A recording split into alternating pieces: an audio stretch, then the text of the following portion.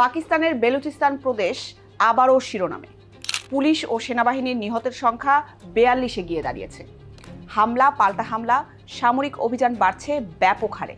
কিন্তু এরই মাঝে সামাজিক যোগাযোগ মাধ্যমে দাবি করা হচ্ছে পাকিস্তান থেকে স্বাধীনতা ঘোষণা করেছে বেলুচিস্তান লিবারেশন আর্মি।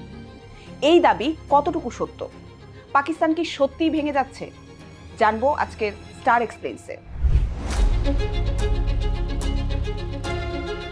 চলতি জুলাইয়ের কয়েকটি বড় হামলার পর বেলুচিস্তানের পরিস্থিতিতে নাটকীয় পরিবর্তন আসে। পাকিস্তানি সেনাবাহিনীর ভাষ্যমতে 6 জুলাই থেকে কয়েক দিনের মধ্যে 3টি বড় হামলায় অন্তত 42 জন পুলিশ ও সেনা সদস্য প্রাণ হারান। জিয়ারাত অঞ্চলে অপহরণ করা 18 পুলিশ সদস্যের মরদেহ পাওয়া গেছে। আলাদা আরেক হামলায় নিহত হন 11 সেনা সদস্য।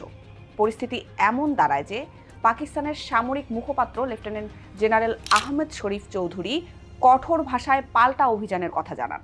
শুরু হয় নিরাপত্তা বাহিনীর পাল্টা অভিযান, কিন্তু স্বাধীন সংবাদ মাধ্যমের প্রবেশাধিকার না থাকায় ক্ষয়ক্ষতির সঠিক তথ্য পাওয়া যায়নি। ডন, জিও নিউজ, আল জাজিরা সহ বিভিন্ন সংবাদ মাধ্যমের খবরে বেলুচিস্তানকে স্বাধীন রাষ্ট্র ঘোষণা বা নতুন সরকার গঠন করার কোনো নিশ্চিত তথ্য নেই। সামাজিক মাধ্যমে ছড়ানো এক বিবৃতিতে দাবি করা হয় প্রদেশের প্রায় 85% এলাকা এখন স্বাধীনতাকামীদের নিয়ন্ত্রণে, কিন্তু এই দাবির সত্যতাও স্বাধীনভাবে যাচাই করা যায়নি। এখানে 3টি বিষয় আলাদা করে বোঝা খুবই জরুরি। প্রথমত, বিএলএ বহু বছর ধরেই স্বাধীন বেলুচিস্তানের কথা বলে আসছে, এটা তাদের নতুন কোনো দাবি নয়। দ্বিতীয়ত, কোনো নেতা বা প্রবাসী কর্মীর স্বাধীনতার আহ্বান আর প্রকৃত ভূখণ্ডের নিয়ন্ত্রণ এক জিনিস নয়।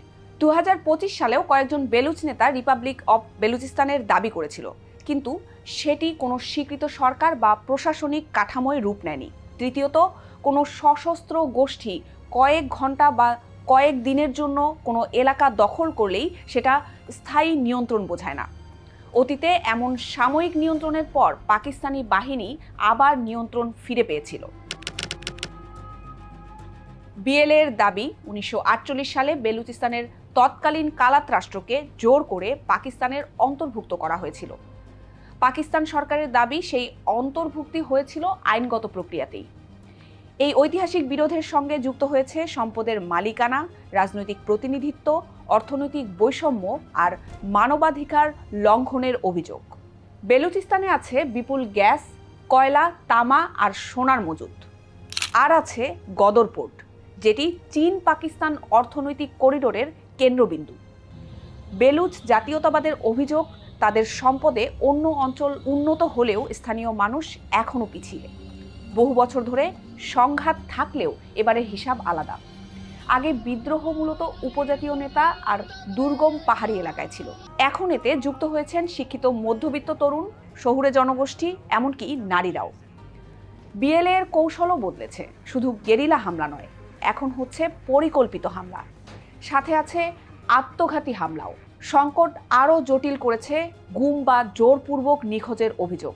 বেলুচ মানবাধিকার সংগঠনগুলোর দাবি, গত 2 দশকে বহু ছাত্র, কর্মী ও সন্দেহভাজন মানুষকে নিরাপত্তা বাহিনী তুলে নিয়ে গেছে, যাদের বেশিরভাগই ফিরে আসেনি।